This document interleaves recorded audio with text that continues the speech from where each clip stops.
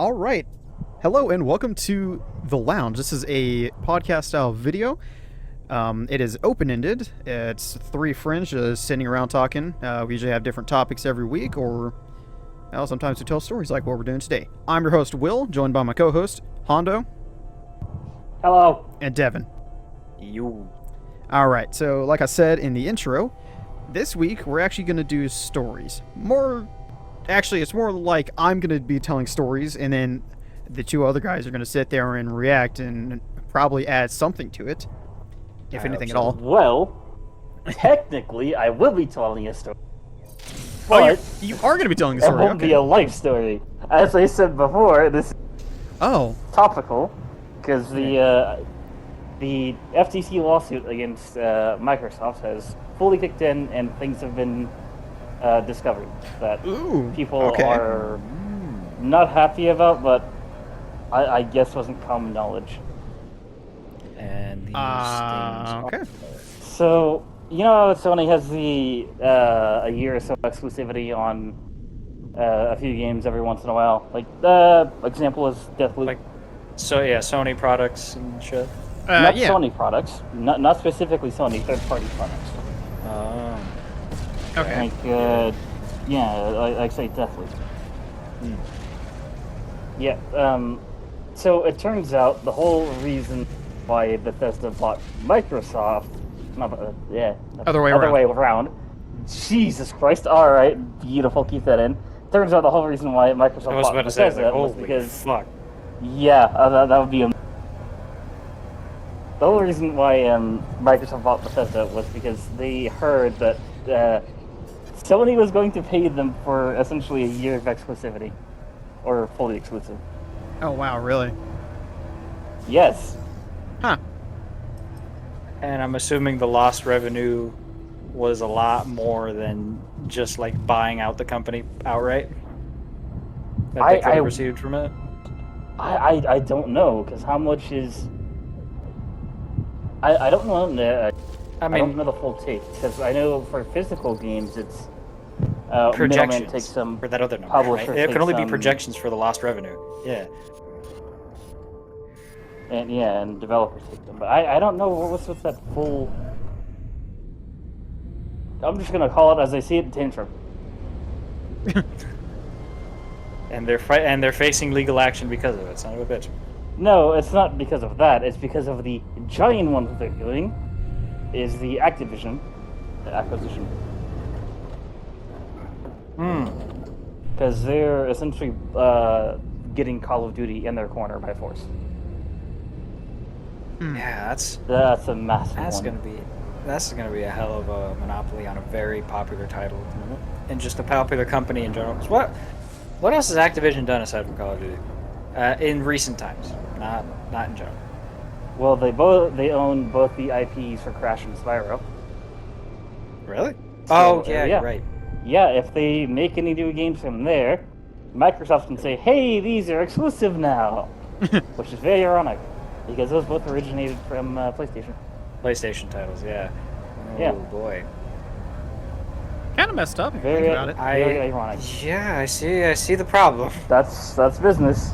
They didn't do anything with the IP, so it was thrown out into essentially what would be public domain. Activision bought it out, and they did remasters. Yeah, same thing happened to Sonic pretty much. It became a third-party IP after being first-party for not Sony, for Sega for a while. Sega, because Sega kind of went under for a bit. Yeah, Sega lost out to Nintendo, and that all went to the shitter. Yeah, it did, didn't it? Yeah, I like Sonic too. Well, that one. People are, from what I've seen, angry at Sony because Sony says, "Hey, I'll pay you for like a year or so of exclusivity, and not just give me your company. Here's money." So hold on, wait. So they're mad about the contract for exclusivity and not just being bought out directly like a game of fucking Monopoly?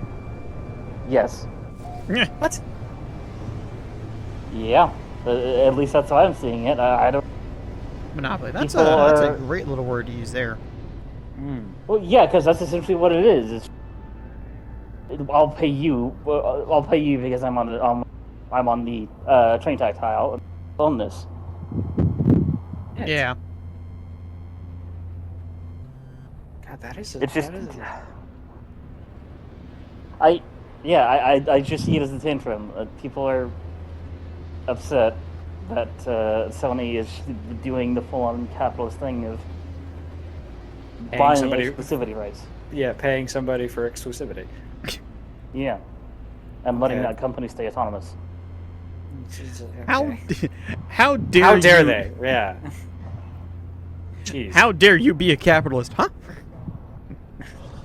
I find this very, as I said before, ironic, because it's just... How do you not see that as being good for the industry? Because... yeah, letting multiple companies exist, you know? Just getting, like, contracted, more or less? Yeah, they're getting contracted for work. Sure, they're... It's essentially... What am I going to do? Am I going to risk selling this on a platform that won't make too much? Or sell this on a platform that has more users? Yeah, no, like, the whole point of why you would make a game for a specific console, you know, because it's popular and people will buy it just because. I know people that do that shit all the time. They're just like, yeah, this game was on the top charts. Fuck it. And just bought it. Yeah, because there are people who just see it on there. It's like, oh yeah, cool, nice. It's got to be good if it's on here. That's the whole thing with sales too. At least I think so. It's just let me pay you money to put your game on a discount, and then you'll still gain revenue. Yeah, you will gain more revenue because more people will try to get it. Yeah. So. Yeah, you'll get more attention because your game is on sale. Yeah, I just. Business is weird. It's weird to me. It's.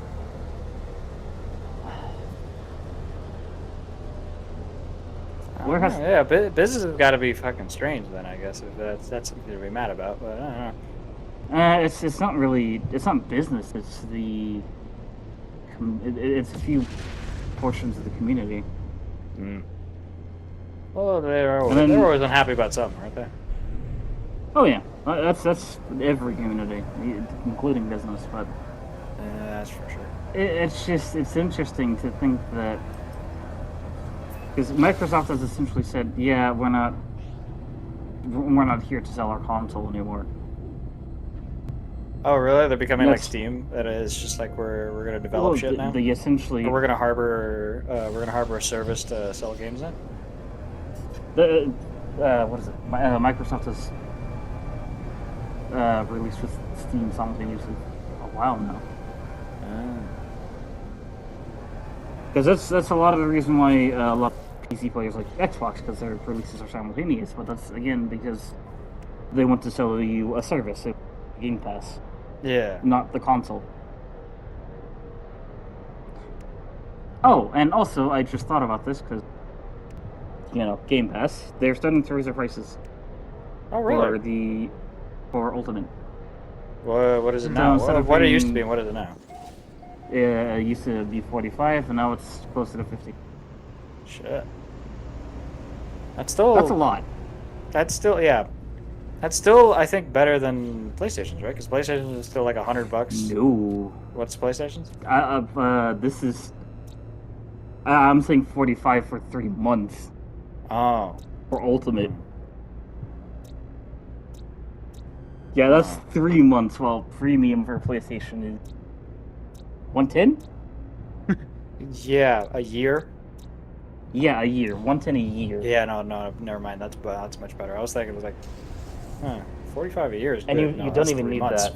Fuck. Hell, not even the Switch is doing some shit like that right now, even with the thing that people got pissed off about. What is it, 10 a year? It's 20 a year for the regular one, and then like for all the emulators, it's like 60 a year. Are you sure? Oh shit. And Hondo has to take a business call. And with the weather, too, Will. What's up? It's snowing sideways. It's raining sideways. Yeah. I'll put a pin on that one then until it gets back to this call. Will. In other news, from the bottom of the ocean. Too soon. I was actually going to talk about that for Yeah, okay. We'll put a pin in this and cut this out if it needs to be. But I know I was actually absolutely going to talk about that. Dude, I kind of feel bad but also I look at everything. I look at like what they signed, the thing that says like the waiver they signed that said they were gonna were absolutely gonna die like 3 times on a page, and like the shitty quality of the sub, and like all this other shit that you see that got like released. Did you see that there was a documentary page on it of like how the sub was constructed like 6 months before this happened? Oh, nice.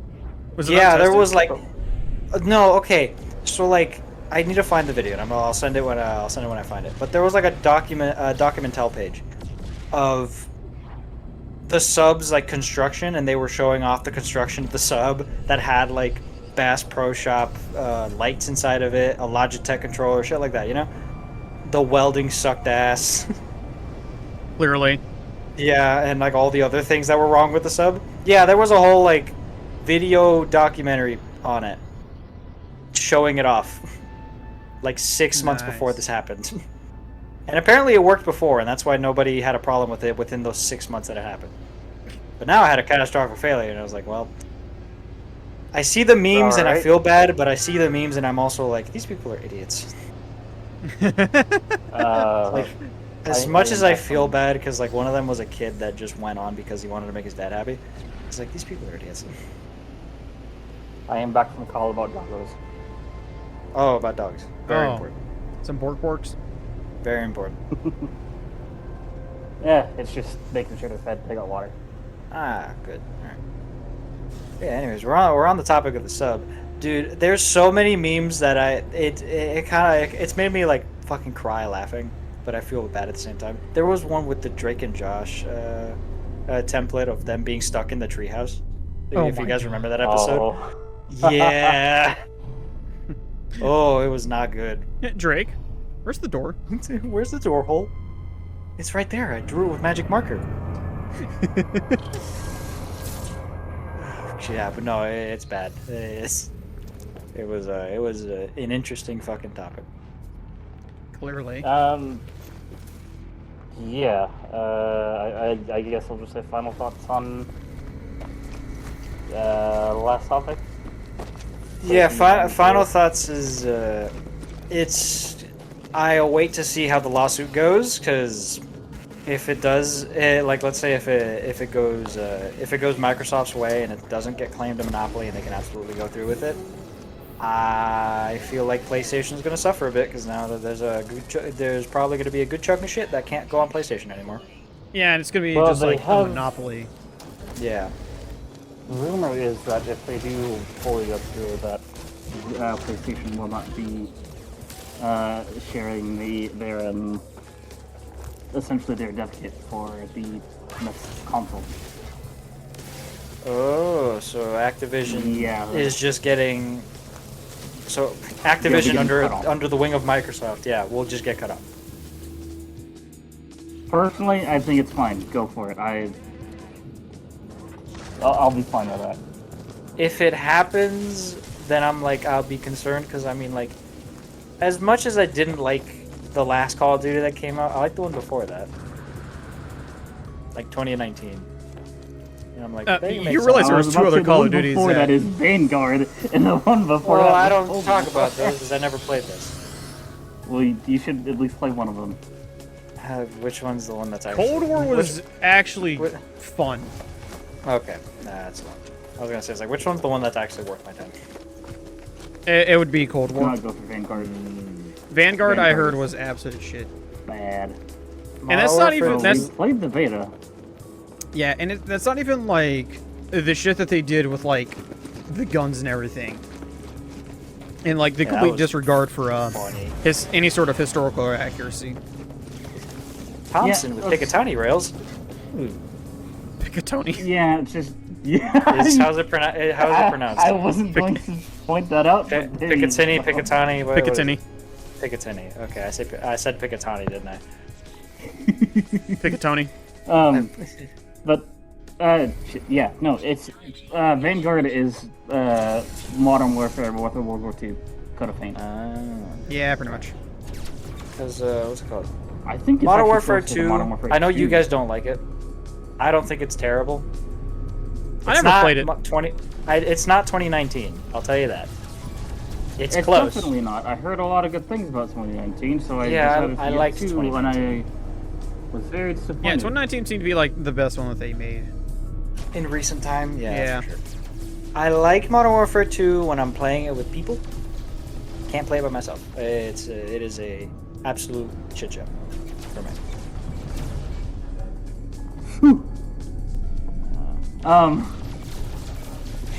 Shit. But yeah, what's it called? But going back to it, I just is it not common sense for people in business to make business deals? Well, more and more people are having problems with business deals because, I guess, being a business is bad in people's eyes.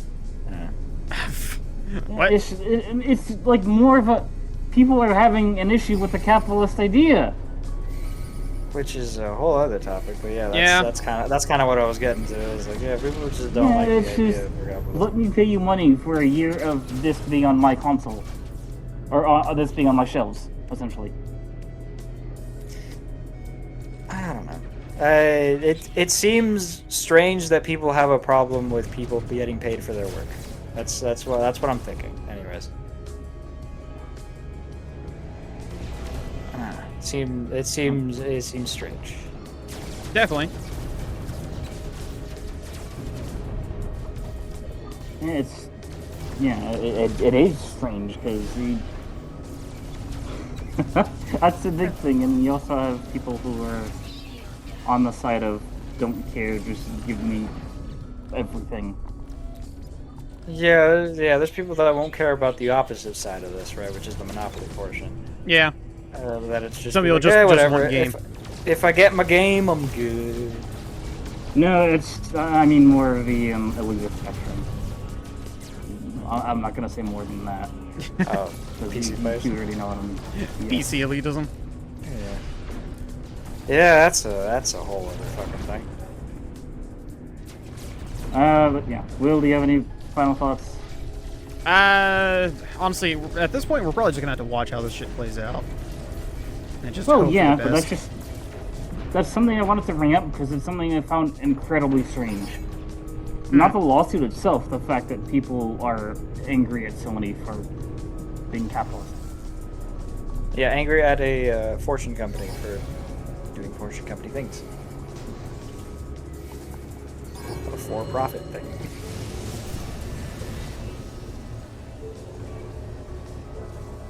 Yeah, it's not the lawsuit itself that I was pointing attention to. It was just a trade deal, essentially.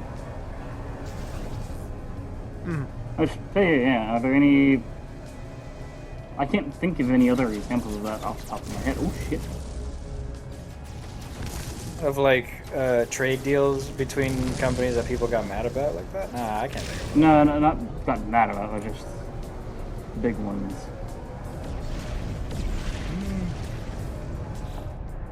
Because what Microsoft is doing now is pretty damn massive. They have access to Bethesda. It's the acquisition of an entire company. Yeah, I know. It's like, when they It's have the acquisition enough of 3, not just 1 of 3. What's Activision is also part of what? Activision is part of Blizzard, which is also part of King. Oh. Oh shit. Hmm. Yeah. Oh, I see the urgency of the lawsuit now. Okay. Well, one is a mobile game developer, and the other is a. Well, I will say, I don't mobile know. games, aside from those bullshit freemium games, have been getting a little nicer. Well, you know what King's famous for, right? I've heard of the company King. I do not know. No. Candy Crush. Oh, really? Oh yeah. Yeah. I've never played it. I wonder why I never freaking saw it. It is like the game for middle-aged white women. Yes, it's the game for everybody above the age of 30 with a phone. Funny enough, there's a story about that game of somebody competing in a tournament and not even know. Wait, really? Yes. You're shitting. Like, there's competitions for that? Yes, apparently there are. What? I mean, yeah, that's the weirdest thing. There's competitions for a lot of things. I wouldn't be exactly surprised of like. I guess it's more just like, huh, that's a thing. So yeah, well, yeah, it's something to think about because it's something you don't see very often. That's fucking interesting. Yeah. That's it. Do we want to move on to other stories? Yeah. Yeah, we can. And Hold we on. get to the main course. The main course, Well, okay. If you want to keep going on a bit while you do things in No Man's Sky. Yeah. I finally found the thing that has the mirror that I've been like, oh my god, someone just took a bullet. Wow, I just saw a ship just Mr. President for another ship. Damn. Okay. Yeah, so we get on to the main topic for today. Or topics, I guess, because it's multiple. Oh, okay. You're done. No, I'm still fighting. It's just, yeah. Oh, well, alright, then, yeah, I just find this weird that nobody has confidence anymore. That's my final thought.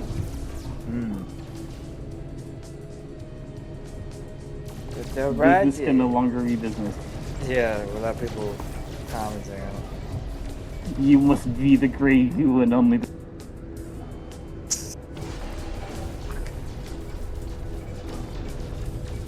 But yeah, one more thing before we begin. Actually, I was actually going to talk about a thing that we might have a topic for later on in a different video. Okay. I watched the Spider-Verse movie, the new one. Okay. And how does it hold up to the old one? To the first one. Not to give too many spoilers for people that haven't watched it. I haven't seen it yet. Okay, so definitely not. But is it any like is it like compared to the first one? Because the first one was really good. So the first one is really good. I like the first one a lot. Yeah, I really like it too. I watched it. Fuck, I think I watched it 3 or 4 times now. Do I like it as much as the first one? No, because it's a little different. I won't give details specifically because you haven't watched it yet, and surely anybody else hasn't watched it at this point. So there, you'll see it. It feels a little not different, but off. Okay. In a sense. But I guess that's the feel of the whole movie, because that's part of a topic in the movie. Okay. Yeah. No. Once you watch it, and once everyone that wants to watch it watches it, you'll get what I mean. I will say that I am glad that studios have not abandoned 2D animation. You know, funny enough, the whole movie's a mix of it. Because of the different art styles and all the different... Well, yeah. Oh, yeah, because it's going across like a bunch, multiverse thing, right? So it's like... Yeah, and that's the whole thing. That's also a funny thing. That okay, so I went to go watch it with my family. So so my parents went to go watch it with me, too. Okay. They... so part of the movie's art style is that it's in a comic book art style, and you know how that is, right? Yeah. With the shading and all these other things. I had my mother ask me and my sister, who were watching it, did we forget to get the 3D glasses for the movie? Because the filters in the movie for the comic book stuff, right, like the cell shading and all the other stuff, seemed off most of the time in the movie because they were trying to emulate a comic book while still having 2D animation at the same time and 3D animation at the same time. So it looked like it was missing 3D glasses at some points. That's commendable. Like myself, I looked at it myself and I was like, okay. So some of these things are that is commendable. Some of these things are a little difficult to look at, but I get that's the point. Also, the new Jordans that came out for the movie, I like the fucking first ones for better. These have their own style, I guess, but I like the first ones a lot better. But yeah, that's it. That's a tangent. Yeah, that's a whole. That was a tangent of tangents, dude. Yeah. Yeah. On to the main course. Okay, finally onto the main fucking course of the video. I will say I commend them for trying to do multi-art style. Oh no. Oh yeah, that's definitely a good thing. That is, I commend that. Amazing. Yes. Onward. Well, alright, awkward silence, go on. Come on. I'm sorry. That was the whole time. Play sound effects so it doesn't seem as awkward. Okay, no, stop. Don't. Please don't. Sorry, I'm concentrating. I jumped to a new system and it was just instant fucking fight with pirates. Hell yeah. And I honestly kind of got my ass beat at first. Okay, there we go. I literally just ran from a fucking fight with sentinels and just instantly got my fucking ass kicked. Nice. Okay, so on to the main course. Now, I do have a question for you guys. Okay, so like I told you, like right before this, we started recording today, two of them kind of happened at the same time. Like they both get started at the same camp, and then two other ones get started at or from different times. So, do you want to hear the two that kind of go together, or would you like to hear some of the other ones? I just fucking recharged. What? For cohesion, let's go the two that are together. Okay. So, for background, real quick, me personally, I am a Eagle Scout with the Boy Scouts of America, and I was in the organization for 6.5 years before earning the Eagle Scout, and I stayed in for another half year as a Scout, and I'm now an adult leader with my troop, and I still am pretty active in the troop. Just as a little bit of context. So that's where a lot of these stories come from, is my camping adventures. A lot of these are actually going to be from different summer camps I attended. So the first two are going to be kind of me starting traditions at a summer camp. Or at least helping start traditions at a summer camp. So I went to... Put it like this, you were the spark. I was on the Smarks. One of the Smarks. Right One of the Smarks. I never said I was a smart Smark. person. So you're the spark that started the fire. Yep. I was a smart that started the defer. Yes. So in the Scouts, every single troop and everything, they're part of this what is it called?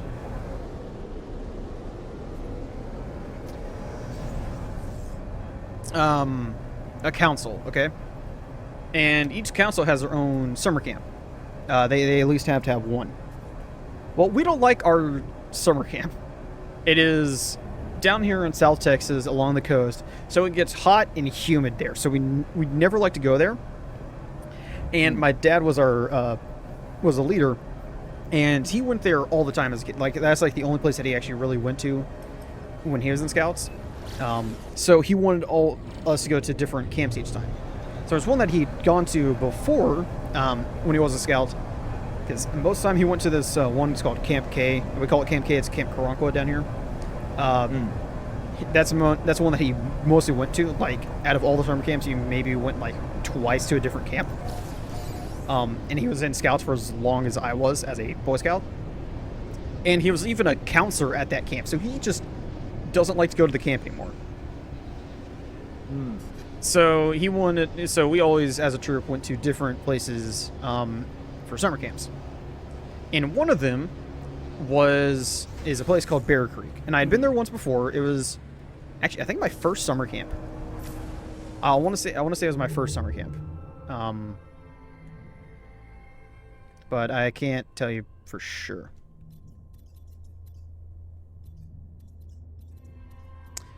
Hold on. I'm trying to... All right. Okay. Yeah. So I went there once before, and I don't remember too much because it was my first one. I was like 12. So second time I went there, I was already an older Scout. I was actually one of the Scout leaders, and I had all these younger kids below me. Below me. Said that kind of quickly, didn't I?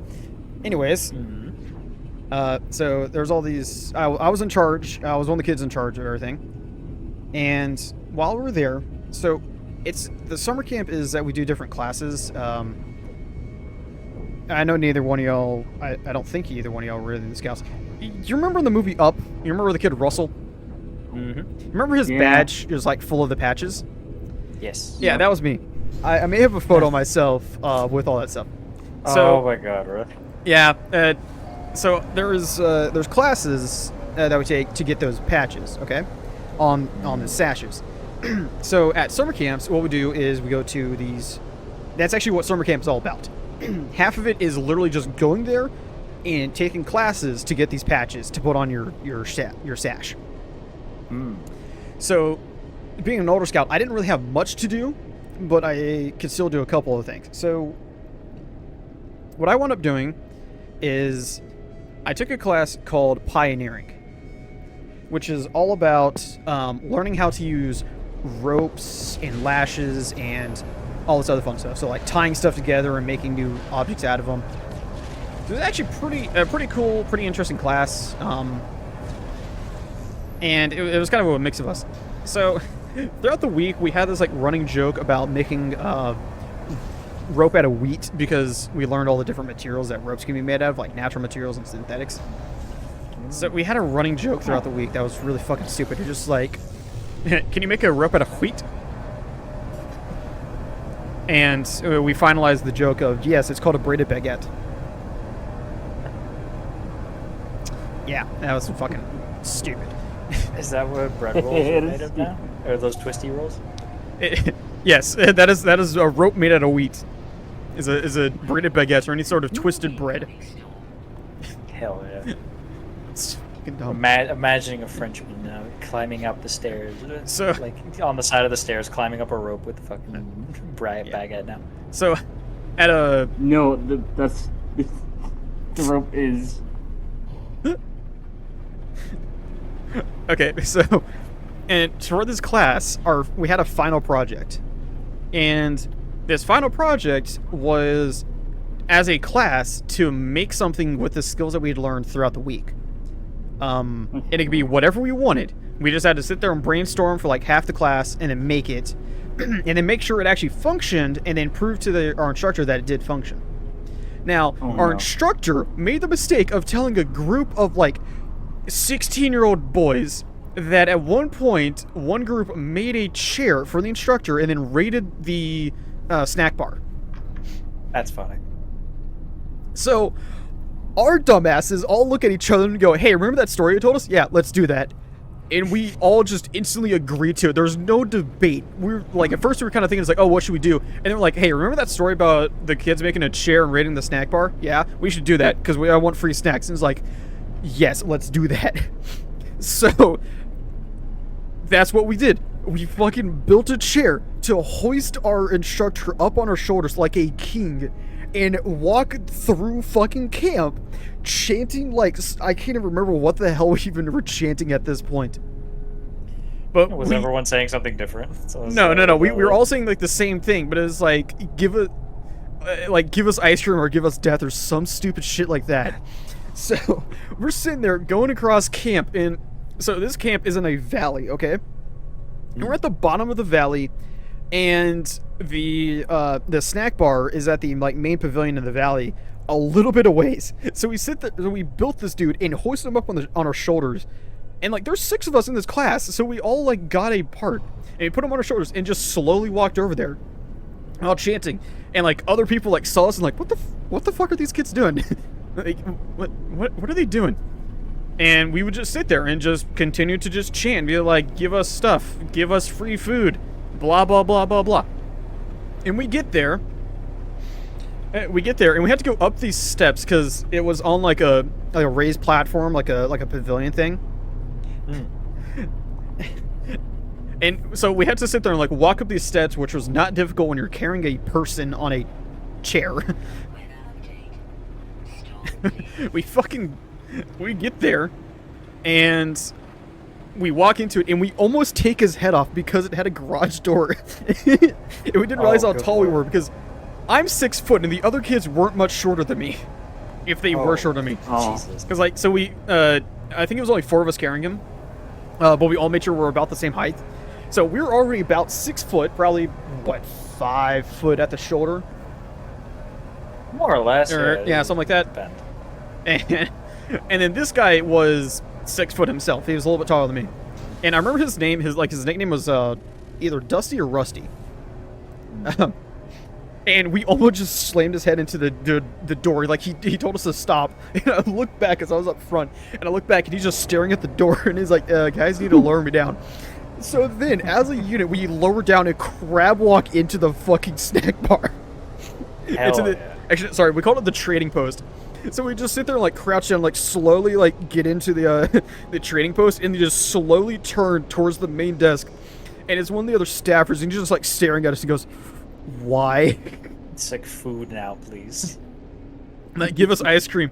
And he just, like, looks at us, looks up at our instructor, looks back at us, looks back at him, and goes, if I give you free ice cream, will you leave my shop? And I go, yes. And he goes, okay, park it out front and come back, get in line. And we're like, yeah.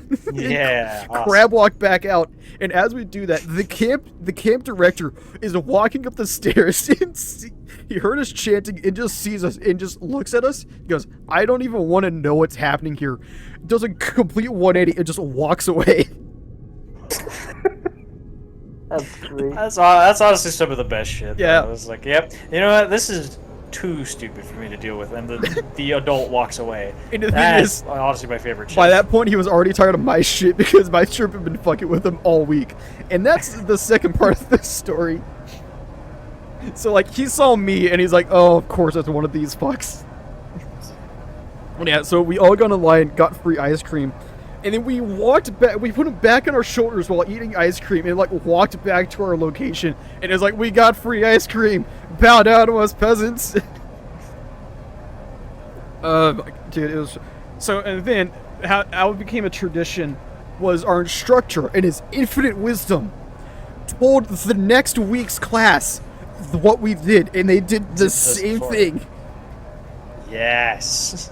So, because the summer camps are like a block thing, and like every week is a new camp. So like everyone gets to do the same thing, except for the instructors. They had to repeat the same thing for like half a summer.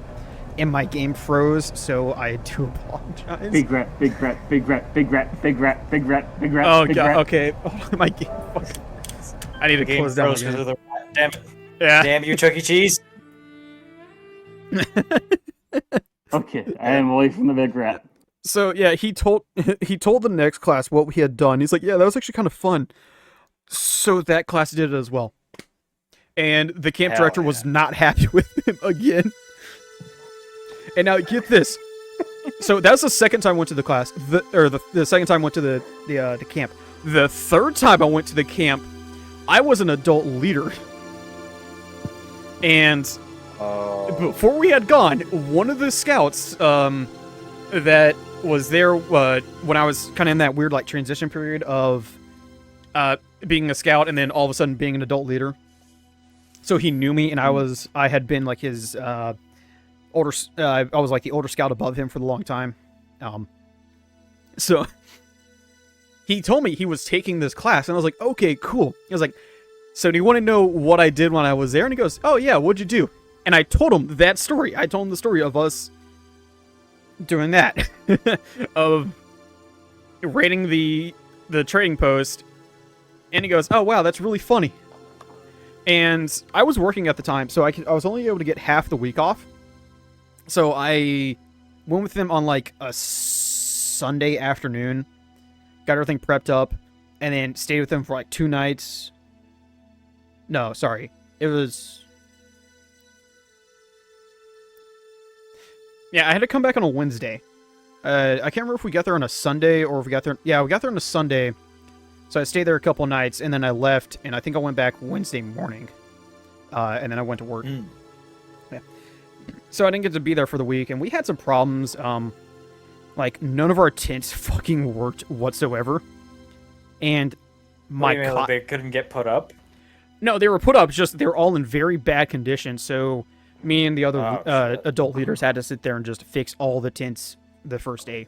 Like, all the scouts, like, went down, and they, like, did their shit, and, like, when we like first got there, dude, we were up till like 10 o'clock at the night, just working on the shit. That is really fucking bright. So I had left, and I was only there for half the week. Met a really cool instructor there for the gun range, who let me shoot a lot more clay targets than I was supposed to, but hell yeah, that's besides the point. Yeah, they can make more of them. It'll be fine. Don't worry for oh shit. Yeah. Another day. Yeah, for another day. And so, I wasn't there for long enough to like be there and like hear all the stories from everything. But then I got back, and this like the first meeting that we had after the trip, the kid comes up to me and he goes, "Hey Will, guess what I did?" And I was like, "What?" And he goes, "I did what you did." And I was like, "Oh God, what'd you do?" And he goes, "We raided the snack bar." And I was like, "That's my boy." I was yes. Say, like, as soon as he said, "We did what you did," a fucking list of shit that you did. It just came to mind. I was like, "Oh no, which one?" Honestly, yeah. We did some stupid shit. It's like, oh, that can mean a lot of different things. Okay, good. It was just the raiding the snack exhibit bar. we had? There isn't a squirrel exhibit anymore.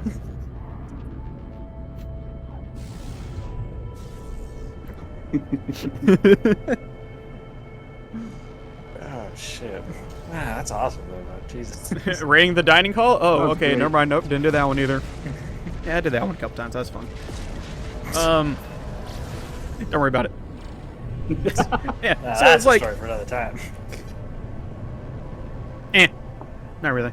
That's all it was. We're like, dining hall's got to have some good shit, right? Yeah, Right, and steal some ice cream. Yeah. That's all it was. Quick and easy on that one. Hell yeah. But Will the ice cream pillager. it's like he was just so excited and like so happy about it. It's like, I did what you did. We raided the snack bar, and I was like, oh, that's fucking great, kid. Thank you. It's like the tradition lives on. It continues. Good. Yes. So at that the same one, when I went a second time as a scout, all those scouts are there, and this is the reason why the camp instructor was tired of my shit and my troop's shit by the end of the week. I can't remember his name. I think his name was Steve. It was like a generic like white guy name, you know. And we started this thing where everyone just yell at like random times when he's trying to do announcements. "We love you, Steve. Steve, you're the greatest. Yeah, Steve. Let's go, Steve. Whoa!" Just purposefully piss him off. Oh yeah, just to slow him down, dude. We had one day, I think it was during lunch or dinner, where they tried doing announcements, and in Scouts there's a really stupid like song that you like sing when someone says something about announcements. It's like a 5-minute long song of just saying how you don't want to hear the announcements because they're just that bad and just makes you want to die. Like, there's even a reference to like selling a cow because we don't want to hear your bullshit anymore. Damn. That's literally one of the lines. "We sold our cow. We have no use for your bull anymore." And they did it twice. I swear to God, this guy said something about announcements once. We did the song, goes, "Okay, now on with the announcements," and they instantly just started back up with this song. And he just sat there for like 10 minutes straight and he goes, "I can't do anything. There's nothing I can do to stop these fucks." I was gonna ask as well. I was like, is there not any reprimands for that shit, or do they just kind of let them sit there, finish it up? They can't do anything really, because once it starts, it's just hard to stop. I mean, there was always the thing to like get everyone's attention was raise the scout symbol, the scout sign. Oh. But that was like just a way to get everyone to stop. And then he says something about announcements, and it just goes to shit from there. Like, he would like walk up and it's like other people would like make announcements like, "Okay, now we have something from our director, Steve." "Yeah, Steve, let's go. Woo! Yeah, we love you, Steve. Steve. And it was my troop who started it. And like he's like, "Oh yeah," at first he's like, "Yeah, see, I got some fans over there. Thank you, troop number blah blah blah," because I don't want to give out my troop number right now for some odd reason. Right. It's like, "Thank you, random troop in the corner. It's the Metro Man. The Mega Man Pretty thing. much. Thank you, random troop. Yeah, we love you, Steve. That's a movie. Yeah, and it's just...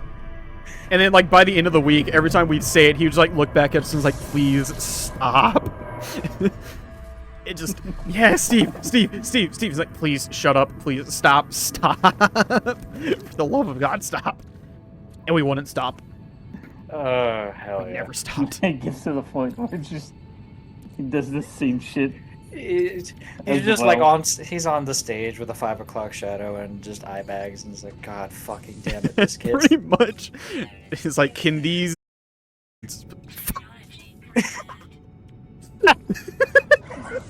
Count it. Number 1. Count it. The first slip up.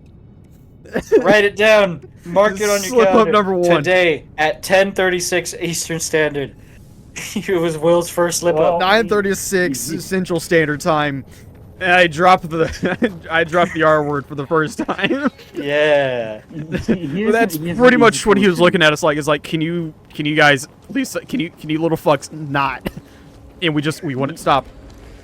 Is the word you're looking for idiots?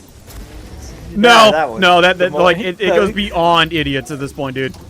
I know No, what I I said. think that is the right term in this I case. know what I said. If you're trying to avoid the other term. No, we'll just put a bleep on it. It goes beyond idiots, dude. It really does. We'll put a bleep on it. It just sounds funny. Please tell me we got the mirror. Did I get the mirror? I didn't say shoot it with your ship, I just said fly over it, see if it'll spawn. Yeah, I found it. Okay. So anyways, Ah, we fire! went through the entire week of this guy just like dealing with our shit, and he just didn't want to deal with our shit by the end of the week. He was just done with us.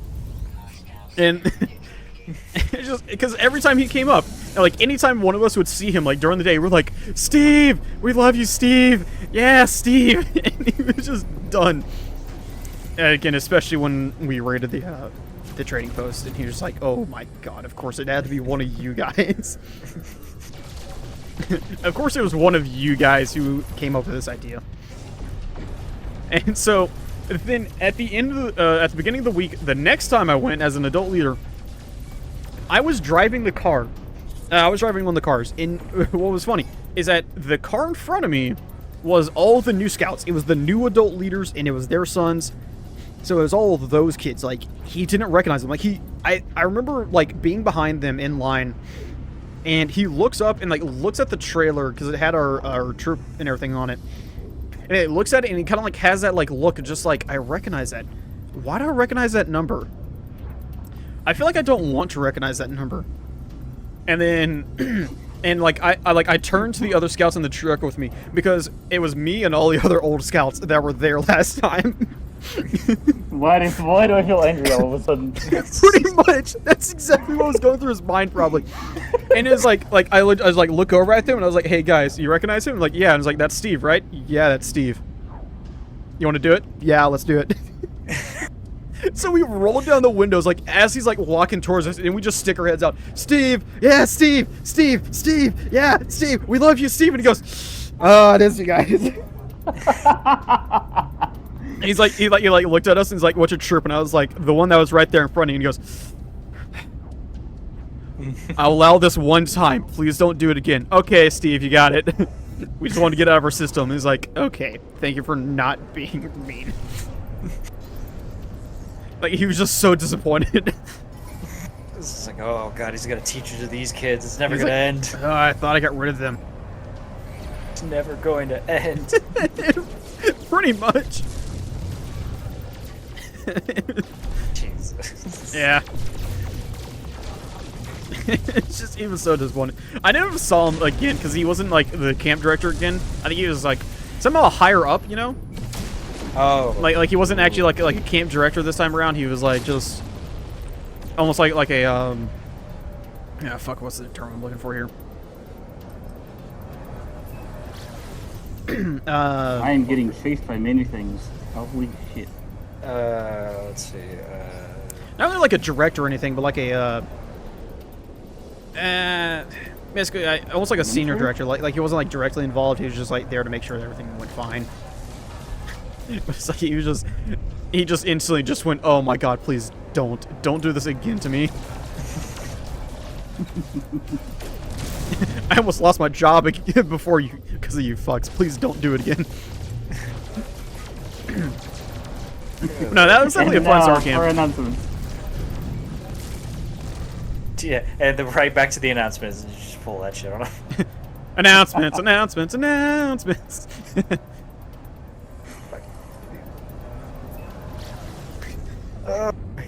Actually, I think it's at the same like pace as what a horrible way to die. Oh, it's the same BPM as that. Yeah. No, it's almost like the same way. It's like announcements. What a horrible way to die. What a horrible way to die. What a horrible way to start the day. What a horrible way to die. Jesus. Yeah, it's same as like that one. Yeah, it was just so funny because it was like we recognized him and he didn't realize it was us. Because again, it was brand new trucks. It was a bunch of new kids. The trailer was the same. Like he looked up, thought he recognized the trailer, and goes, "Nah." It's like that's not them. And then we just stick our heads out the window. Steve. And he's like, "Oh no, it is you guys." Could you imagine the fucking wartime flashbacks he had at that very moment that he had to smile through? Are you blaming me for giving a man PTSD? I was about to say that's a little drastic. Oh no, that's just funny for me to think about because it's like there was a time in high school. I didn't give the person wartime flashbacks, but they now think of me every time that some stupid shit happens in the school now. I want to hear this story. Yeah, go for it. Yeah, you gotta go for it, man. This is in drama. So I was a drama nerd in high school. I still am sort of, because I still like theater plays and voice acting and all that stuff.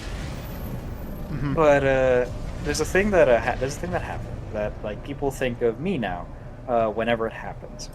So in the theater productions, I helped out however I could. So if I wasn't doing, I was always an actor. I was always a character in a show. Yeah. Be it background, be it main character, be it whatever. So whenever I wasn't doing that, I would help out around the stage. I had to be on scaffolding to position lights. I had to help out with like new bulbs, which funny enough, if you touch the bulbs and they turn on and they still have like fingerprints and oil, they explode. Wink, wink. So you blew up a few bulbs, didn't you? Not a few. Just one. Just one was enough to shake the entire place. Because so what happened? No spoilers. Right? So what happened? Right? Was I was helping out with a bunch of the lights, a bunch of the things. I was trusted with moving around the scaffolding, and I did that perfectly fine. That wasn't the problem. It was so I had to help out other people who were younger. I think I was a junior or a senior. No, I was a senior at this point, so I was leaving that year. So it was part of my job to like teach the younger ones how to do stuff. So funny enough, I talk about how to switch out the bulbs, how to position them, how to do all the things. I get on the scaffolding. I show them how to do it. I get on the scaffolding. I accidentally, because something was rattling, so I opened it back up, positioned the bulb correctly because it was sort of loose. Touched it by accident with an open hand because we had gloves, and I took them off to get on the scaffolding because I didn't want to slip. And they can see me plug the light in, and these are like damn near industrial lights. Like they had giant plugs. They had there was a lot of power going through these lights to be real bright. Yeah. So funniest thing, these kids are watching me plug this light in. I plug it in. I call out to my friend. His nickname was JJ. I call out to my friend who was the shop director and the stage director and all that shit, who knew how to run the board for the lights and the sound effects and all the other shit. I called to him, JJ, turn this one on. I forget what light it was. I turn it on.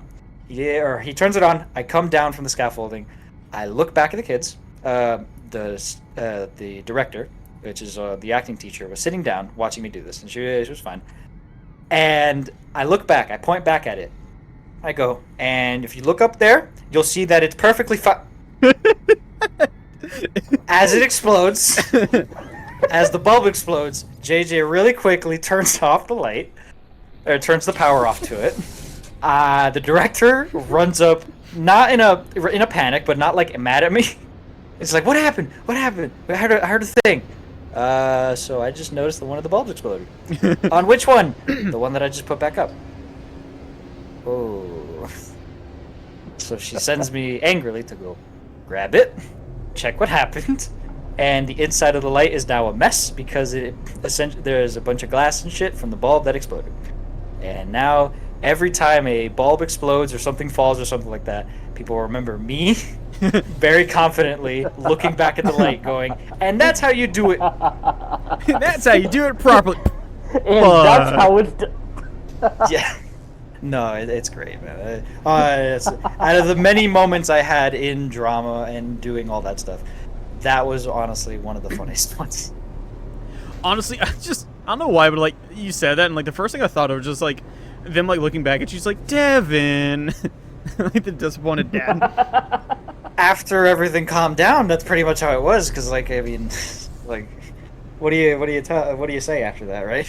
Like it already exploded. Essentially, they got JJ to replace it next. He did a fine job, and I had to stick by the board this time instead for like a while. I think it was for the rest of that week. You're not touching the bulbs again. Yeah, I wasn't on scaffolding anymore for the rest of that week. After that shit happened, but no, it was funny. Like thinking back to it, no, that's great. We got replacement hilarious. ones. I helped out with that. No, it's fine. But yeah, you know, I think back to it. It's like, wow, there couldn't have been a more fucking like stage play moment than me timing my words correctly as the fucking bulb explodes. See, kids, and that's how it's fuck. Yeah, no. I didn't even turn around, I think. No, I did. I took a second to turn around, though. Everybody else freaked out, and then I turned around. It's like going back to the Megamind movie, just like when Minion fucking like fucks up the music, it just like slowly turns around. Like, what are you doing to me? Yeah, no, pretty much. It's just like the panicked look, just like, why are you like this? Thankfully, it didn't catch fire or anything, because that's absolutely a thing that could happen if like something breaks and there's electricity going through it. It's like it could just straight up catch on fire, and it's like, thank God. Oh yeah, that's like what the AC did that one day at my work. Oh yeah. Jesus. Did I tell you this? I don't. Did I never tell you this is a story? I don't think so. No. Dude, this is like fuck, this is like 2 years ago now. Like I was still like decently new at work. Like I made it through the I started like late September 2020. And so this was like probably this time of year 21, like June, July time frame, middle of summer. I don't even know what the hell I was doing at the time. All I know is like I was in clothing, I was working on something. And we have six industrial ACs at my work, because my work is it's a storage building. It's not really like a normal building. Like it's just a metal sided building with probably asbestos insulation, because it's from like the 70s, you know. Like, if it's not broke, don't fucking fix it, right? Yeah, sure. Yeah, that mentality's helped a lot of people. Yeah, if I get some sort of weird sickness in the next like 20 years or so, you guys will know what it's from. It's not from the experiments; it's from the asbestos. It'll be fine. They never did take out that asbestos from that building, huh? Oh come on! I thought you guys would get that reference. It's okay. I may just miss a couple years of Canasta. Okay. Yeah. There you go. You finally processed what I was trying to fucking meme about. Shit. Okay. Anyways, yeah. So I was sitting there working on something, and the AC just fucking explodes. The electrical box, you know, on like the side on like they got the like big like switches, like turn off power and stuff. Yeah, too. a big breaker on the side of it. Yeah, because they take like I don't know what the hell they actually take, but like they just have a lot of power going to them. So I'm sitting there like working on something in like clothing or whatever, and next thing I know, just Like, something just goes off, and, like, I get scared. I jump. And, dude, that shit was, like, above my head. Oh, good lord.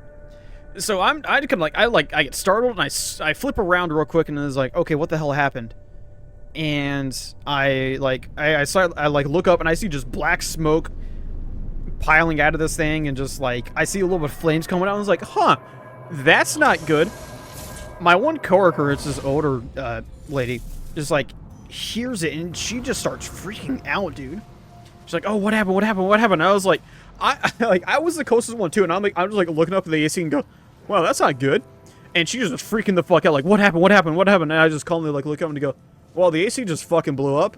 I saw flames coming out of it, but they extinguished themselves. Do you know which breaker panel has the switch to turn off the power to the AC? Because we should probably do that before we start a bigger fire. Luckily, it was self-contained, and it actually killed itself. Like, it was inside the it was inside the breaker panel. Yeah, it started cells of oxygen really fast. So, like, I saw flame come out the side of it, and I saw the flame just get sucked back into the box because it ran out of oxygen. Just nah. And I just saw, like, the smoke, like, kind of bill out of it, and it's like, oh, that's nice. The store, like, filled with smoke and shit, and it's like, oh, that's great. It's like it's either it got struck by lightning, a bomb went off, or it just exploded. One or the other. It just exploded. That's all that happened. Ah, good lord. Yeah, and she was just, like, so, like, scared and, like, distraught. Like, she just left for the day, and I was like, okay, that's just an overreaction. Like, I was the one who was right next to it in the most danger, and I'm still here. I mean, I guess it reminded her of something, because shit, that could happen sometimes. As I said before, mental fortitude. Yeah, probably not. Yeah, exactly. I heard that, yeah. Man, let's move on from that. Let's get back on topic, because that was a tangent. It was another story, though. Yeah, story. Yes, but it was still a tangent. Okay, as were the first two. The next story, I guess, is... I guess, it's gonna be the one where this kid was, like, overly cocky about his abilities and stuff. And I put him in his place. Like, not even, like, meaning to do so, just put him in his place. Knocked him down a couple By times. accident, just by having fun. By just having fun, and... So, another summer camp story. This was at... Fuck, what camp was it? It was a camp up near Austin, I think. Yeah, it was up near Austin. It's a place called Trevor's Jones. That, it actually was not that good of a camp. It was just kind of flat. It was a fucking swamp. Including, yeah, never mind. I was gonna make a joke about swamp ass there, but, decided not to. You call me Blizzard? Are you fucking kidding me? Something. Yeah, it was not fun being a fucking swamp. I almost tipped a ATV there. A couple other things happened, but it's fine. Whatever. So that year, I was fucking 16, 17 at the time. So older scout. Actually, I have two stories from this camp because, yeah, there's one thing that really pissed me off that happened there. So this first one, I decided to take archery. Like, I had never taken archery before, so I decided to go ahead and do that. That year. And part of it is, so they go over, like, all the, like, the safety instructions with you one day to make sure you understand, like, all the safety procedures, like, what can happen if you don't treat a bow correctly. And they do the same thing for all the, any sort of, like, shooting sports we did, because we do have rifle and shotgun as well. Sort of knew it. It's just I had never decided to take archery before because I'm not very good at archery. I'll be honest. I'd rather just. Well, it's a skill you can train up. Yeah, but also it's like what I would use a bow for, along with what I use rifles for. I'd rather use the rifle because it just makes it easier. Besides the point. Yeah, pretty much. It just makes the process a lot more streamlined. But besides the point, I decided to go ahead and just take archer, just get out of the way, and it's like, you know what, might as well take it. So they get everything instructed out. They gave us all instructions, and so we start firing one day. We start shooting arrows at this big round circle that's like hay. It's like a hay bale. And at first I do okay, and then I finally get my groove. Like at first I was all over the place. I was doing okay. I think it was like 5 arrows at a time, and then we had to walk up, count up how many points are, and it's like 0, 1, 2, 3, 4, 5, or like 0 to 10, depending on like what zones you have. Like bullseye obviously is your 10, right? Yeah. Like essentially darts. Yeah. But instead of being like in the triangles, it's literally just rings. So, and I finally found my groove of keep both eyes open and use my front index finger as my aiming, as my point of reference, basically, and just launch it. And it's like I knew where to aim. Like not aim like straight on, but actually like aim like I think it was like down and to the right a little bit, and it would like lob up and hit like in dead center. So once I got that, I just started knocking arrows into it. I would like stack arrows on top of each other. Like I think I broke an arrow at some point because I hit it. Damn. Like I started doing pretty damn good. And the instructors told us it's like we do a competition every year, every week to see who does the best in archery. So I was like, okay, that's kind of cool. I might be able to do it, might not. I don't know. Damn, man. So we just like started going through it, and like obviously like everyone wants to know like how they were doing in this stuff. So naturally I just like started asking, and the instructor at one point was just like, hey, it's like you're actually doing pretty good. You're actually in competition for the top spot on getting the award. And I was like, oh really? And so I was like, okay, that's kind of cool. And so I just kept going through the week, just kind of kept going up. It's like, oh, where I'm at. It's like, oh, you're actually like tied with another kid for first place. And I was like, oh, okay, that's actually kind of cool. And I knew I was doing pretty good because of just I was keeping everything in the black on the in the bullseye. So I knew I was actually doing pretty good.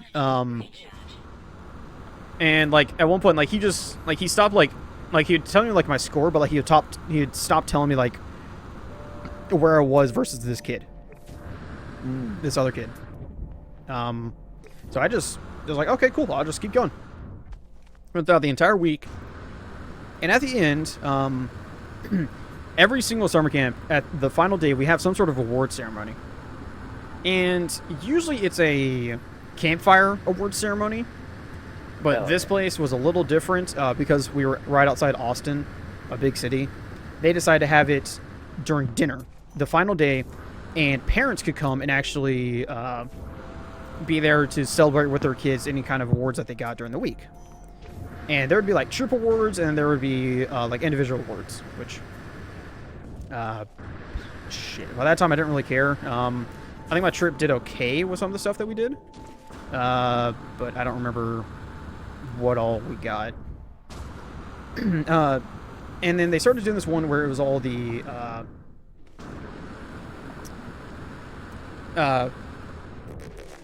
shooting sports awards. And this one kid took every single class for shooting sports that year. He took rifle, he took shotgun, and he took archery. He literally took every single one. And this kid was just cocky as shit, dude. He was just one of those kids who thought he was the absolute greatest, the best at everything.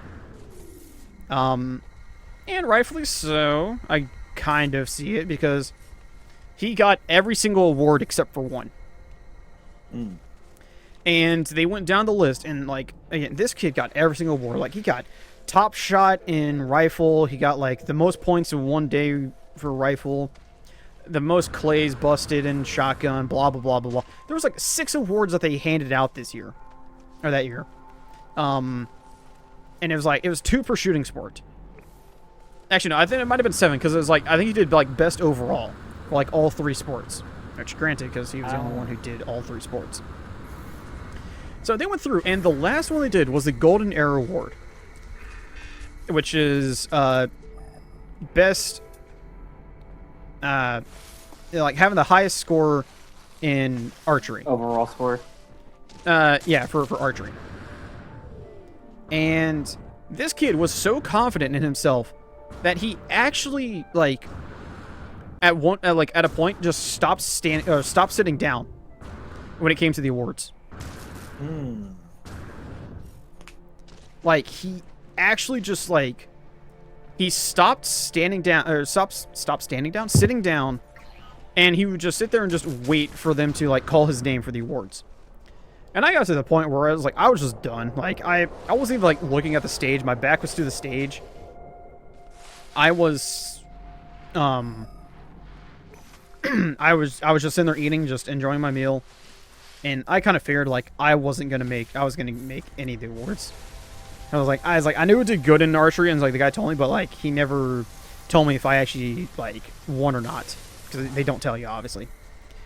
So I'm sitting there eating, and they start to do the announcement for the award, and this kid is literally just he goes back to his table, sets down the award that he had just gotten, and turned around and literally looked at the entire crowd, and it was just come on, and it was say my name, give it to me, yeah guys, look at me, I'm really fucking cool, I'm gonna get the award, I'm gonna get all of them, and I'm gonna show everyone up. And they call my name, and I just go, huh? I look up, and I don't even fucking believe it. I'm just I look up and go, huh? They call my name? Just drumstick half in your mouth. Just, huh? Holy shit. Devin, you're not gonna believe it. I was actually eating chicken.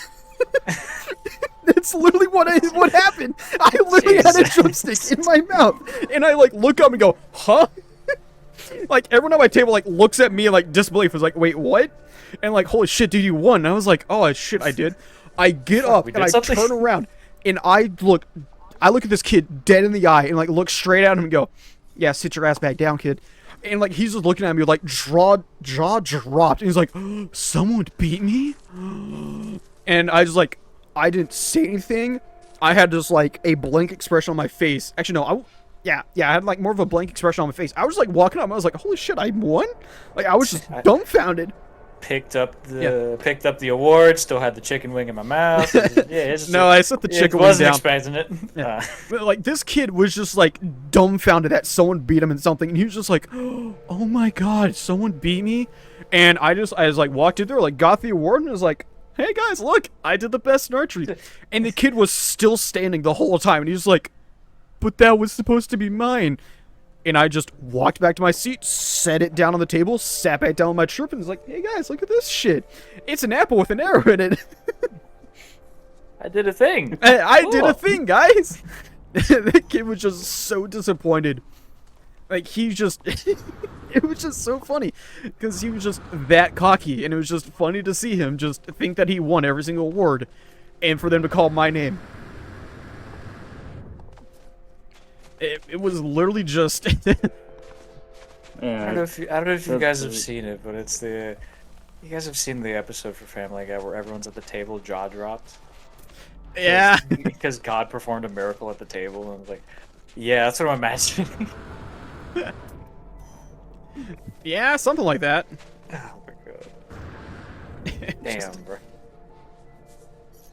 Oh man.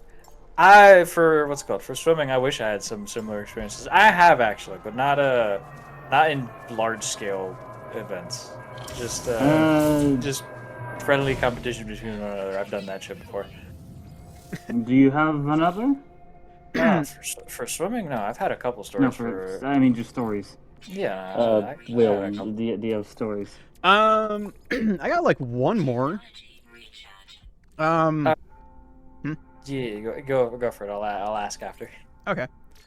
I did something similar at so Camp Karanqua, the camp that we are technically supposed to go to, because it's our region's campsite. So one of the last years that I went there, it was me and my dad. Oh wait, hold on. I need to tell the other story from Trevor Reese though.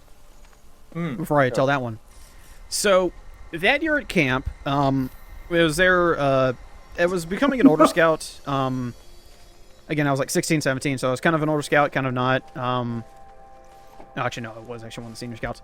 That year, the kids decided that they would be doing pranks that entire year at camp. Like, apparently that was the thing that year, was the pranks. And said prank was stealing random items from others, from each other, like, throughout camp. That's just annoying. Yeah. And this is what pissed me off. So everyone else, they'd steal, like, stupid shit. Like, they'd steal a single sock or a bar of soap. Okay, that's kind of funny. A washcloth, like a water bottle or something, like, you know, like something that's just, like, kind of an inconvenience to the other person, right? Like, just slightly annoying to just, like, inconvenience the person in a way to make them just, like, just kind of go, like, what why? It's not enough to punch someone over, but it's kind of like, what the fuck? So it's like, haha, yeah, kind of funny. And, like, I remember hearing them, like, kind of, like, talk about it. It's like, oh, yeah, it's like, hey, guys, I found my sock. Or, hey, guys, I found my soap finally. And everyone was like, haha, yeah. It's like, yeah, it's funny. We stole it from you. You know what they decided to steal from me? And they don't understand why I got so mad at them? They stole my fucking phone. Oh, okay. Well, that's out of everything. And the thing is, I had it underneath my pillow, too. Like, I had it with me, like, just in case. Because, again, I was more of a senior scout at the time. So I wanted to have it, like, just in case. And, like, everyone else, like, again, they had, like, stupid shit stolen from them. And, like, you can recover soap, you can recover a sock, you can do all this other fun shit. Yeah, like, the most, like, inconvenience type of thing. Yeah. Losing your phone is not an inconvenience, that's a problem. Yeah. And the thing is like, I knew it was, like, intentional because I kept it underneath my pillow. Like, it wasn't something that I just kept out for someone who could find. Like, I kept it hidden enough to where it'd be hard to find. I say underneath my pillow, like, it's like that was supposed to be hard to find. Well, no, it's still a spot that is supposed to be more... Yeah. It's more concealed. Yeah. It's also more in your personal space. Exactly. It was inside my tent, and it was underneath my stuff. So, it should have been something that wasn't stolen. So, like, I misplaced it, and I was freaking out, and I was like, okay, where the hell is my phone? And it's like, because I needed it. It's like, just in case. And then they finally give it back to me. And, like, dude, it's like, why did you freak out so much? It's just a phone. I was like, you stole that guy's soap, and you steal my phone. Why the fuck do you think I'm mad? And it's just, you know, like, stealing something important. Yeah. Yeah. Fuck it. I only stole something that's slightly valuable to you. Why are you so mad, bro? Well, that's how you go from a commodity to a necessity. Yeah, pretty much. And, like, they just, like, why are you getting so mad? And I was pissed that day. I was ready to fucking hit someone, but I never found out who actually stole my phone. Just one of them had it. Best be that you didn't find out, because then that would be a murder report. Exaggerating. I know. Yeah. I know. I don't know, but I know. You don't know what you know. Yeah, it was so fucking stupid. It just pissed me off. But yeah, that was just a quick story. It's just like, yeah, guys, we're stealing soap and socks from other people. Hey, Will, we're gonna steal your phone. What? Hey, you have your car keys here. What? We stole your fucking car. Oh, God. Yeah. So the next one is gonna be kind of similar to the story of, you know, me embarrassing the kid and kind of knocking him down a couple pegs because he was just being cocky. So a lot of the different camps, they do this event that is, it's a camp challenge where you, it's a scout and a scout leader competition where you do all the shooting sports together. So, like, one scout and one adult leader all go through the shooting sports and they do challenges. And each of them is like, I think it's this year it was 10 shots per challenge. So it's like we had 10 shots at the shotgun range, 10 shots at the rifle range, and 10 shots at the archery range total between the two of us. So most events was like 5 and 5 per person. But here's the thing. My dad can't hit anything with a shotgun to save his life. A couple years back, we do dove hunting around here a lot. And I got off work. He was already out there. I pull up, and he just is like, he just has this huge smile on his face. He's happy. He's got a beer in his hand, and he's like giggling. And I was like, "What happened?" He's like, "I hit a bird." And I was like, "What?" And he's like, "Yeah, I actually got a bird. I'm done for the day. Here's the gun." He just hands me the gun. I was like, "Okay, cool. I guess my time to hunt." So he can't hit shit. He's killed one bird that I know of since I've known him for 20. Since I've been born. Since I've known him for 21 years, I've only known him to hit one bird.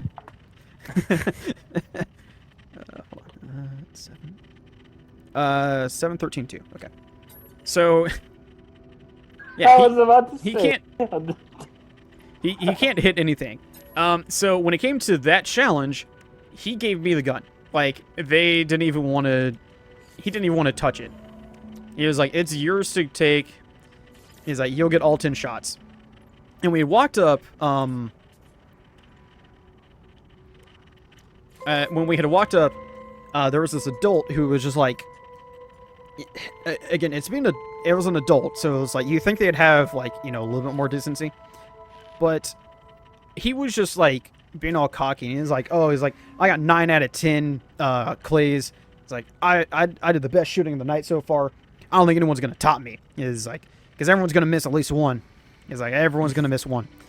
And it's like I'll even stand around and watch everyone. It's like just to see. And it's like because no one's gonna beat me. And it's like, okay, dude. It's like, that's like, okay. Get your dick out of your hands, like, dude, come on.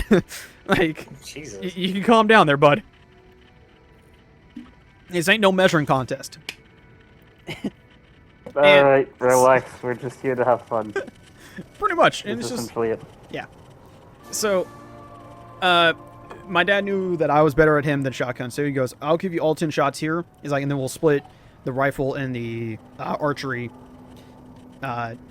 We'll split the archery between the two of us. And I was like, okay, yeah, that'll work. I'm okay with that. So, I got in line, and I was watching like a bunch of adults, and everyone did about the same. A lot of them got like 8, some of them got 7, and then another guy got 9. So I was like, okay, tied with the dickhead over there.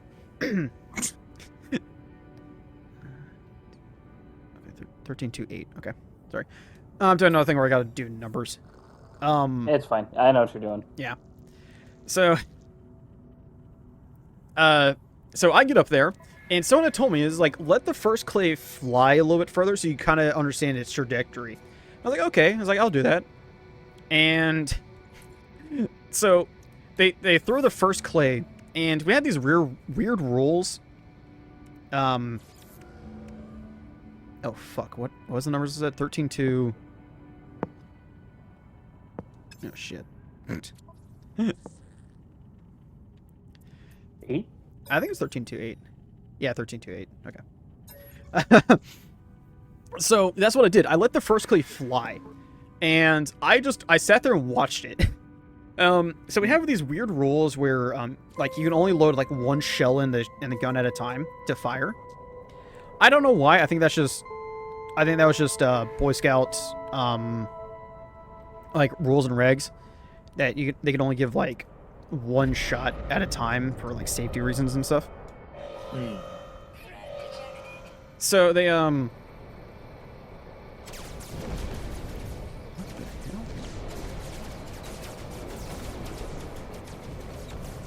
okay.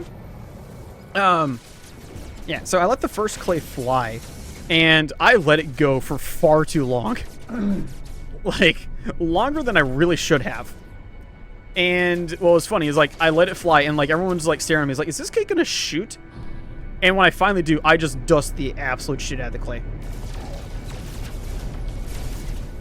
Like, the clay just disappears into a cloud of dust, and everyone just goes, oh my god, he just did that. So, I go through, and I just keep shooting, and I continue to just shoot the clays, and I hit all 10 of them in front of this guy who was thinking that he was gonna get the top score of the night. And the thing is, by the end of it, I'm just there to just have fun and just like enjoy shooting. So by the time they told me to stop, I was just like, wait, that was 10? Huh. Want more? Keep going. Yeah, it was literally just, I want more just because it's fun. But yeah, I just like fun here. What do you mean? Oh, there was one where it's like, sometimes I like issue challenges to myself just to see if I can do it. So one of the things that I did was I was like, I wonder how fast I can shoot the clay as it comes out the trap. So that's what I did. Like I said, pull, and I just shot. Dang. I said pull. They launched the clay, and I just like shot almost instantly, and hit the clay, and I was like, huh, I did it. Okay, cool. And now that I think about it, it's like I kind of what's the word for it? Disrespected that guy. Because again, he was watching the whole time, and like I don't know if like anyone else like saw it as like I was being cocky myself, and just like haha, I'm better than you. Somebody yeah, there's always somebody that looks like it. Even if it is or isn't, somebody will probably see it that way. Yeah. But just like, okay, cool, that was fun. And they gave me all 10 shots. I was like, oh, I'm done? Okay, cool. Oh, I hit all 10 birds. Nice. Yeah. Nice. Oh, quick reference. Bird also means clay. I was not actually shooting real birds. Don't forget it. It was clay pigeons. Yeah, it's a disclaimer. Yeah, just a quick disclaimer. I don't know where the hell I was. All right, so yeah. Question really. What time are we at? 1:30. I do have one more story if you'd like me to tell. One more story then. Wait, 1:30. Damn. Yeah, 1:30. I told you. No, we're doing good. Yeah. See, Hondo, I told you I could do that. Well, there's more than just your few stories. Devin had one I talked to you at the beginning. Yeah, that's true. So hey. Yeah, we did good. We made some good time. Sure. Yeah. One more story.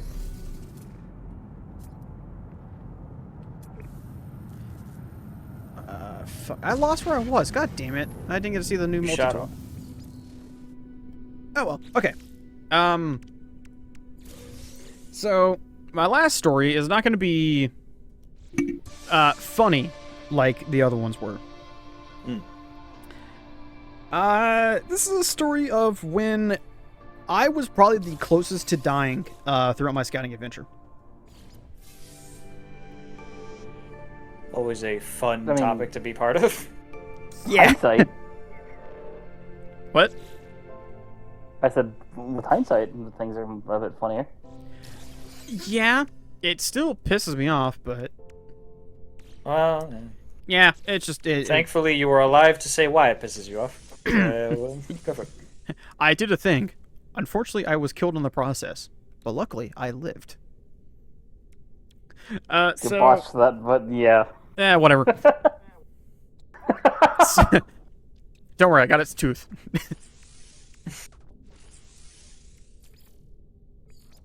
Go for it. So, it comes down to just really bad planning on the leader's parts. So we were getting ready to go to a place called,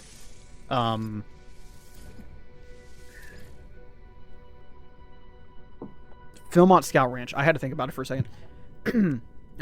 So this place called Philmont Scout Ranch, which was it's the big adventure for the scouts. If anyone was a Boy Scout, they have heard about it. It is a big ranch in the middle of New Mexico where you just go and you go hiking or backpacking for 10 days straight. You literally put everything that you need to live for 10 days on your back and walk in this wilderness. And you have it's in New Mexico, so you got like deserts and you got forests and you got mountains. So you got a little bit of everything.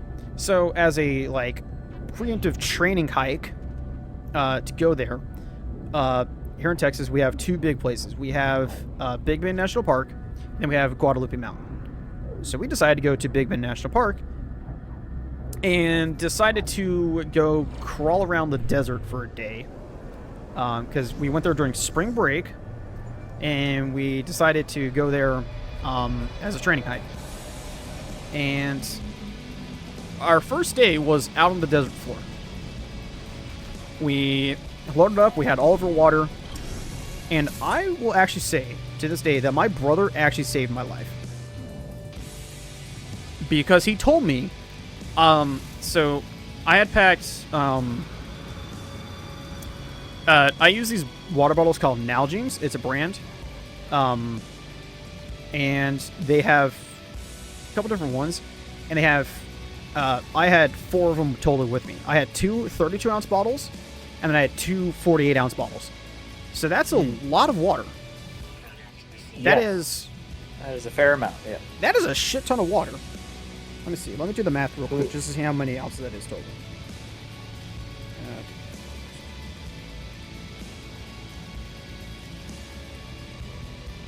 That's 160 ounces of water. That's quite a bit of water. And that is actually a little low for what I was supposed to be drinking. Because I'm a bigger guy. The key to water is that they say that you're supposed to drink half your body weight in water every day, half your body weight in ounces every day. But when you're active, you actually want to like match your body weight. So at the time, I technically should have been drinking probably 250, almost 260 ounces of water during this. But 190 would have been fine for me to get through the day.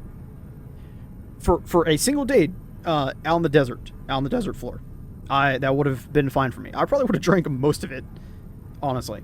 And when I was prepping for this camp, my brother actually like came up to me and he's like, hey, just in case, sneak a couple extra water bottles with you. They can just be the normal 16-ounce bottles. Sneak those into camp with you just in case you need them. And I was like, I don't know if I'm really going to need them, but I'll go ahead and trust him. Because he said that he actually wanted to, I think he said that he wound up using them himself. So I went, okay, you know what? I'll trust him on this one. I'll go ahead and take a couple extra bottles. So at the very bottom of my pack, I packed another like 2 or 3 bottles of just standard 16-ounce water bottles. So we get there like late at night. So we walk in a couple miles from the trucks, and we set up camp and we cook dinner. And we had something called a one-pot meal, which is basically just soup and vegetables all thrown into a single pot, and you just boil up water, throw everything into it, cook it up, and that's what you eat for the night. Well, our brilliant leaders, they started cooking and then went, wait, did anyone bring cooking water? And everyone went, oh, we were supposed to bring cooking water? And they like looked over at me and was like, hey, Will, you had a bunch of water this morning, didn't you? And I was like, yeah. And I was like, we're going to need that. Okay. Yeah, I guess so. I guess I can spare a bottle for y'all. They used the entire bottle for the meal. And then they tell me, okay, we're also going to need, and it wasn't one of the small bottles. It was one of the big bottles. It was one of the tall ones. They then told me I had to reserve the other bottle for the next night's meal as well. So that was 96 ounces of water that were already gone for me. And actually, I think we used a little bit more. I think we wound up using both. Yeah, we wound up using both big bottles, and then I had to reserve like half of one of the other bottles for the soup and stuff. Oh, also for like cleaning, because we also had to use a little bit of water to clean everything with. So I basically went from having 4 of the big Nalgenes, 2 big Nalgenes and 2 normal size Nalgenes, to basically having 1 that I had to reserve for myself for the next day only. And that was the day that we walked, I think 12 miles total on the desert floor in dry creek beds and everything. Jesus. And there's no shade out there. There was nothing. You're just on the desert floor and you're getting baked the whole fucking time, dude. And I'm so happy that I listened to my brother, because we had walked that day and I started feeling it by like midday. We stopped for lunch and we went out to this outer perimeter road that would actually take you to the canyon, to the border. Because that's where Big Bend is. It's in West Texas along the border. So we walked like that entire time. And I was in there and I had to ration out my water. And I was like, this is not good. I stopped sweating at a point. And when you start sweating, that's when you know you're in some deep shit. That's you're bad. fucked Yeah, at that point. dude, I did not have anything with you. I didn't tell him anything, because I honestly didn't want them to deal with my problems. Because I was so pissed off at them that I didn't want them to know. Like, it should have been something that I said, probably. If I collapse right here, they'll figure it out. If I die, I'm blaming it on them. What were Will's final words? Fuck you Fuck guys. those leaders. Pretty much. And I'm so happy I listened to my brother, because I was able to just, like, I was able to sneak out those extra water bottles, crack them open, and refill my bottle. And that got me through the day until we could get back. But I also had to remember that we were walking the next day to get back to the trucks. Those, like 2 or 3 miles that we'd walked in. And we're going to be doing that in the morning. So, like, I still had to have a little bit of water in the morning for myself to get back to the trucks. Dude, it's like, during the trip, like, I didn't really, like, process everything, like, fully. And then after I got home from the trip, and I told my dad about everything, he goes, they did not fucking do that to you. And I go, oh, yeah, they did. And he was pissed. And then that's when everything finally processed for me. It's after the trip. And I was like, holy shit. Bastards almost killed me. I could have died. Like, I very easily could have died. And you're a good way through the stages of dehydration. Yeah, I was shit, dude. I was well on my way to getting heat exhaustion. Like, I was beyond. I was through most of dehydration. I was into heat exhaustion. I probably started getting early heat exhaustion.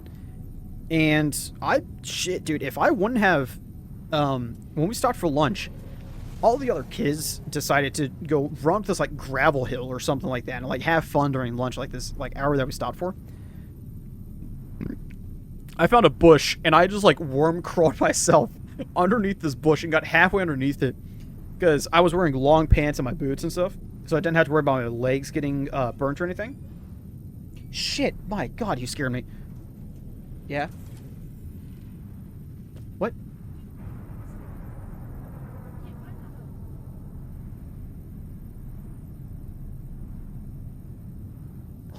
And as we are on this commercial break on our final moments, sponsored by blank. We like blank. Sponsored by all of the ads. Sponsored by Give Us Money. Man, that's a fucked up one, dude.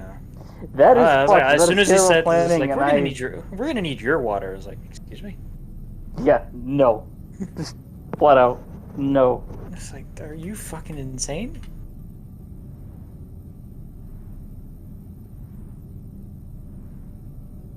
I'm not gonna eat tough shit.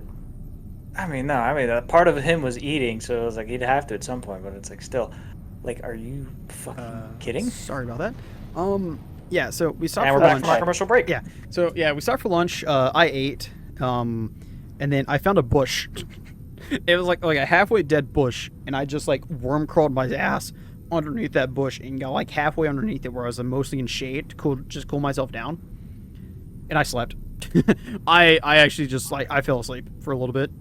I was that tired. I was exhausted. And I woke back up. I don't know if I, like, fully actually, like, fell asleep, but it was like a quick, like, cat nap basically. And just to kind of, like, it was actually good because it cooled my body down, because it slowed down my heart rate and everything, and being in the shade, it cooled me down a little bit, so that was kind of nice. But dude, it was a bad situation all around. And Good like, Lord. looking back on it, it was like, oh my God, this was probably the worst experience that I ever had in my scouting career. It was just, and it's like the fucking one-pot meals, dude. Jesus. And I wound up being allergic to one of the plants out there. So, like, I was constantly, like, sniffling and, like, couldn't breathe and shit, and, like, blowing my nose. And then one morning, we go up to, like, the big mountain, which that's nice, you know, because you're in shade the whole time. Its elevation change, which kind of sucks, but, you know, it's shade and there's trees everywhere. We decided to go to the south rim and watch the sunrise at one point, so that's what we did. We walked out and, you know, climbed up this, like, little thing and, like, watched the sunrise, like, come up over Mexico and stuff. So that was nice. And on our way back to camp, we had a kid twist his ankle, and he didn't tell anyone. So we get back to camp, and like he didn't like even call out to us like he had done it. Like he twisted his ankle and stopped, and he was behind us. And he didn't say anything. So we went back to camp, and they were like, has anyone seen him? Are you okay? And like, Pedro. Where'd you go? Yeah, and it's like, what the fuck happened? It's like, and we were also missing like one of the adult leaders too. And it's like, where are these two guys? And like we like walked back up, like, oh, they must be just a few minutes late. It's like we walked like back up the trail just a little bit, and we didn't see them because we didn't think they'd be like that far behind. It's like, oh, maybe they went to the bathroom. So we sat around camp just like waiting for them. It was like none of us had phones, and like we didn't really have reception out there, so it's a desert. I would really be surprised if there was reception. Yeah, well, it was a mountain. Oh, that mountain. We're down like a valley, and like they come like waddling into camp like 30 minutes after we arrived, and they're like, "Oh, thanks." Like I twisted my ankle, and it's like, "You guys could have helped me." And it's like, "Why didn't you say anything?" Like you could have said something. We don't know. Yeah. Yeah, we can't help. You don't say anything. It's like, dude, you literally just should have told us. Jesus. Oh my god. Damn, it's a good Yeah, thing you're here to tell us the story at least, though, because good lord, man. All right. Yeah. For context a little bit, he just said before we started recording, he just said, "Yeah, I have a story about how I almost died," and then just left it at that until right now. So I was kind of waiting on it. I was like, "What the fuck happened?" I had to keep you on your toes, Devin. Don't worry about it. Yeah, fucking seriously. Yeah, it's good to hear that you could tell us his story here, alive and well. That's for sure. Yeah. Well, yeah. No, as I told Devin earlier, I'll tell you as well. I would have just said no. You had to at some point because you needed the water to eat, anyways. Yeah, that was pretty bad. Yeah. Yeah, but then that's where you be smart and you ration out most of the water. Their waters. Yeah, you think they would have done that, but no. Yeah, no, that's so. They rely on this one person. Yeah, you got water. Extras. They don't say, "Hey, bastards, pull your water in." Yeah, fuckers. Well, the thing is that no one else had water. That's. Yeah, you think for a bunch of scouts we would have been more prepared because, well, it's funny enough that I say that. You came extra prepared and it saved your life. Our motto is literally be prepared. Like that's the motto of scouts is to be prepared. None of these other guys brought enough water. They brought like enough water like for themselves, and that was it. Fucking. And it wasn't a lot of water, so we just fucking left. So yeah, it was bad. Good lord. Yeah, it was dumb. Like one kid had a single like plastic water bottle for himself, and that was it. It's like, are you fucking kidding me? That's terrible. Jesus. Yeah, and he was fine the whole time. Like he didn't have any problems. Damn. I think that's more of a testament to how his own body works than the fucking than the other way. Yeah. Well, that's what it may look like on the outside. You don't know how he's feeling. Oh no, dude. Yeah, dude was probably chugging through it the whole time, not doing good. Yeah, just fighting the urge to just go through most of his water. Yeah. Alrighty, question. What time are we at? 1:48 actually. 1:48. Okay, yeah. I think we should call it there also because it's 11:30 at night. Yeah, I think that is everything. Alright. Yeah. So hey, we all brought something to the table. Yeah, alright. Yeah, we actually did. Thank you everyone for listening in onto our podcast. We'll be on here next week, hopefully. See ya. Well, yeah, we should be good with, Huh? We're not doing the podcast next week, but yeah. Yeah, hopefully we're gonna, hopefully get something out next week. Yeah, hope y'all did enjoy this. This was fun. Yeah, this was a good one. Next podcast possibly might be voice acting and acting related.